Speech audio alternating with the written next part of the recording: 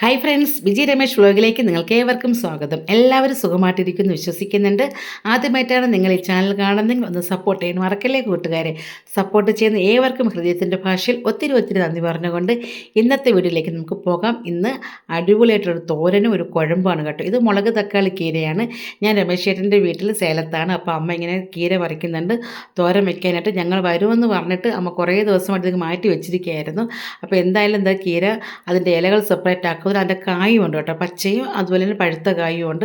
Super ടേസ്റ്റാണ് ഇതിൻ്റെ കുഴമ്പെന്ന് പറയുന്നത്. ഇതിൻ്റെ കണ്ട് പഴുത്ത് കണ്ടാൽ നമുക്ക് തോന്നുന്നു നല്ല ബ്ലൂബെറി പോലെ ആയിരിക്കും, ഒരു ബെറി ഐറ്റം പോലെ ആയിരിക്കും. നല്ല മധുരവും പുളിപ്പും കലർന്നിട്ടുള്ളതാണ് കേട്ടോ.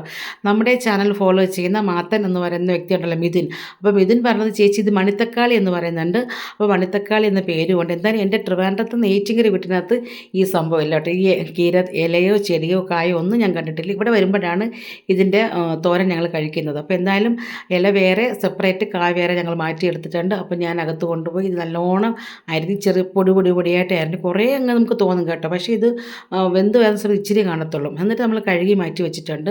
അതിനുശേഷം നമുക്ക് ഉള്ളിയും വെളുത്തുള്ളിയും വേണം. ഇത് നമുക്ക് ആ കുഴമ്പ് വെക്കാൻ വേണ്ടിയാണ് കേട്ടോ.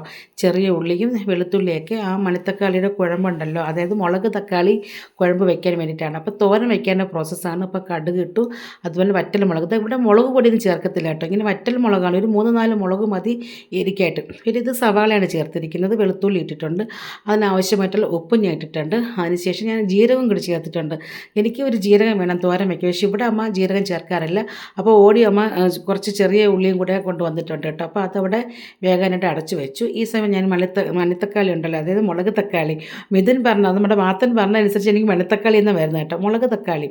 അപ്പോൾ അതാണെങ്കിൽ നല്ലോണം 2-3 വെള്ളം ഞാൻ കഴുകിയെടുത്ത് മാറ്റിയിട്ടുണ്ട്. ഇപ്പം കണ്ടോ, ഒരു പാത്രം നിറച്ചുണ്ടായിരുന്ന കീര അത് വെന്ത് വരുന്ന സമയത്ത് ഇച്ചിരി ഉള്ളൂ. പക്ഷേ നമുക്ക് വാട്ടർ കണ്ടൻറ്റ് ഒരുപാട് അടങ്ങിയതാണ് കേട്ടോ ഈ കീര. അപ്പോൾ നമ്മൾ വെള്ളം ഒഴിച്ചില്ലെങ്കിലും ഇതിങ്ങനെ വെള്ളം അതിന് ഇറങ്ങിക്കൊണ്ടിരിക്കും. അപ്പോൾ എത്രത്തോളം വെള്ളം നല്ല വറ്റിയതിന് ശേഷം ഞാൻ മഞ്ഞൾപ്പൊടിയും നമുക്ക് തേങ്ങ ഇടണം. അപ്പോൾ ഞാൻ മഞ്ഞൾപ്പൊടി ഇട്ടിട്ടുണ്ട്. ഇവിടെയാണെങ്കിൽ അമ്മ അങ്ങനെ മഞ്ഞൾപ്പൊടി ഉപയോഗിക്കാറില്ല, അങ്ങനെ തന്നെ തേങ്ങ ചേർത്ത് എടുക്കുന്നതാണ്. പക്ഷേ ഞാൻ ഇച്ചിരി ജീരകവും മഞ്ഞൾപ്പൊടിയും നമ്മുടെ സ്റ്റൈലിലാക്കിയിട്ടുണ്ട് കേട്ടോ.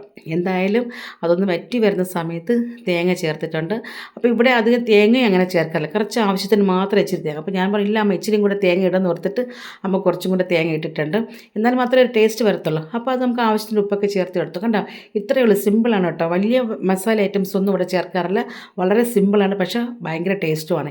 ഇനി നമുക്ക് ഈ ഒരു പ്രോസസ്സിലേക്ക് പോകാം. മണിത്തക്കാളി അപ്പം നമ്മൾ എണ്ണ മീൻസ് ഒരു കടുക് എണ്ണയാണ് കേട്ടോ. അപ്പോൾ അതിനകത്തേക്ക് കടുക് ഇട്ടിട്ടുണ്ട്, വെളുത്തുള്ളി ഇട്ട്, വറ്റൽ മുളക് ഇട്ട്, എന്നിട്ട് നമ്മൾ കഴുകി വെച്ചിരിക്കുന്ന ഈ മണിത്തക്കാളി ഇട്ട് ഒന്ന് വഴറ്റിയെടുക്കുക. അതൊന്ന് വഴറ്റി വരുന്ന സമയത്ത് ഇച്ചിരി മഞ്ഞൾപ്പൊടി ഇടുന്നുണ്ട്. മഞ്ഞൾപ്പൊടി ഇട്ടതിന് ശേഷം പുളി ഉണ്ടല്ലോ, ആ പുളി അങ്ങനെ തന്നെ ഒരു 2-3 ചുള പുളി അങ്ങനെ ഇട്ട് കൊടുത്തിട്ടുണ്ടായിരുന്നു. അതിനുശേഷം ആവശ്യത്തിനുള്ള വെള്ളം ഒഴിക്കുന്നുണ്ട്. വെള്ളം ഒഴിച്ച് അതൊന്ന് വെന്ത് വരുന്ന സമയത്ത് ചെറിയ ഉള്ളി ചേർക്കും കേട്ടോ. എന്നിട്ട് ഇതെല്ലാം കൂടി അങ്ങോട്ട് നല്ല മിക്സ് ചെയ്യും. ഈ ചെറിയ ഉള്ളിയും ഈ മുളക് തക്കാളിയുടെ ആ എന്താ പറയേണ്ടത് മണിത്തക്കാളി, അതും നമ്മുടെ വറ്റൽ മുളകും അതുപോലെ വെളുത്തുള്ളി എല്ലാം കൂടി കിടന്ന പുളിയും ഉപ്പും കൂടി ചേർന്ന് നല്ലോണം വെന്ത് കുറുകി വരണം. അപ്പോൾ ആവശ്യത്തിന് വെള്ളം ഒഴിക്കുന്നുണ്ട്. വെള്ളം ഒഴിച്ച് അത് വെന്ത് വറ്റി വരണം. വറ്റി വരുന്ന സമയത്ത് നല്ലൊരു ടേസ്റ്റാണ് കേട്ടോ സത്യം പറയാം. അതിൻ്റെ മത്തുണ്ടല്ലോ, ഈ മത്ത് വെച്ച് ഇങ്ങനെ കടയും. ഇവിടെ ഒരു കീരയുണ്ട്, പുളിച്ചിക്കീര എന്നും പറഞ്ഞിട്ട്, ആ കീരയും ഇതേ പ്രോസസ്സിൽ തന്നെ ചെയ്തിട്ട് ഇങ്ങനെ കടഞ്ഞെടുക്കും. നല്ല വെണ്ണ പോലെ ഇരിക്കും, നമ്മൾ ഈ മല്ലിയില ചമ്മന്തിയിൽ അതുപോലെ ഇരിക്കും. സത്യം പറഞ്ഞാൽ നമുക്ക് ഒരു പാത്രം ചോറ് കഴിക്കാനായിട്ട് ഇതിൻ്റെ ഒരു കറി മാത്രം മതി. ഈ ഒരു കുഴമ്പ് ഭയങ്കര ടേസ്റ്റാണ്. ഇവിടെ വന്നു കഴിഞ്ഞാൽ പക്ക വെജിറ്റേറിയൻ ആണ് എങ്കിൽ തന്നെയും ഡിഫറെൻ്റ് ആയിട്ട് ടേസ്റ്റിൽ ഓരോരോ കറികൾ അമ്മ വയ്ക്കുമ്പോഴത്തേക്കും അടിപൊളിയാണ് കേട്ടോ. എന്തായാലും ഇവിടെ നമ്മുടെ ഉച്ചയ്ക്കുള്ള കറികളെല്ലാം ഒരുങ്ങിയിട്ടുണ്ട്. അപ്പം നമ്മുടെ മണിത്തക്കാളിയുടെ കുഴമ്പ് ഇവിടെ റെഡി ആയിട്ടുണ്ട്. സാമ്പാറുണ്ട്, രസമുണ്ട്. രസമാണെങ്കിൽ ഇവിടെ കറുത്ത ഒരു പുളിയാണ് കേട്ടോ, അതുകൊണ്ടാണ് ഇങ്ങനത്തെ ഒരു കളറിലിരിക്കുന്നത്. പക്ഷേ സൂപ്പർ ടേസ്റ്റാണ് കേട്ടോ രസത്തിനൊക്കെ. പിന്നെ തൈര്, അതുപോലെ തന്നെ അവിടെ നമ്മുടെ കീരത്തോരനുണ്ട്, പിന്നെ നെയ്യ് ഉണ്ടാവും, പിന്നെ അച്ചാറുണ്ട്, പിന്നെ നമുക്ക് ആവശ്യത്തിന് അവർ ഉപ്പും വെച്ചിട്ടുണ്ട് അവിടെ മേശപ്പുറത്ത്. അപ്പോൾ ഇതൊക്കെയാണ് കേട്ടോ ഇവിടുത്തെ വന്ന ഒരു തമിഴ്നാട് സ്റ്റൈലുള്ള ഒരു ഫുഡെന്ന് പറയുന്നത്.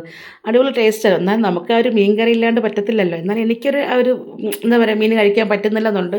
പക്ഷേ ഇവിടെ വരുമ്പോൾ ഓക്കെ ആയിക്കോളും ഞാൻ. അപ്പോൾ ഞാനത് ആ ചൂട് ചീഞ്ചട്ടിയിൽ ഇച്ചിരി ചോറും കൂടിയിട്ട് അങ്ങനെ കുഴച്ചങ്ങ് കഴിച്ചു കേട്ടോ.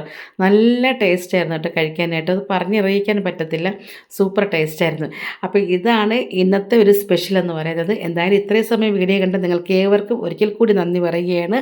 ഒരിക്കൽ കൂടി ഞാൻ പറയുന്നുണ്ട്, ആദ്യമായിട്ടാണ് നിങ്ങൾ കാണുന്നുണ്ടെങ്കിൽ സപ്പോർട്ട് ചെയ്യുക. സപ്പോർട്ട് ചെയ്ത് നിങ്ങൾക്ക് ഏവർക്കും ഒരിക്കൽ കൂടി ഹൃദയത്തിൻ്റെ ഭാഷ നന്ദി പറഞ്ഞുകൊണ്ട് അടുത്ത വീഡിയോയിൽ കാണാം. അതുവരെ നിങ്ങൾ ഇവിടെ പറയുന്നു വിജി രമേശ്. Bye bye.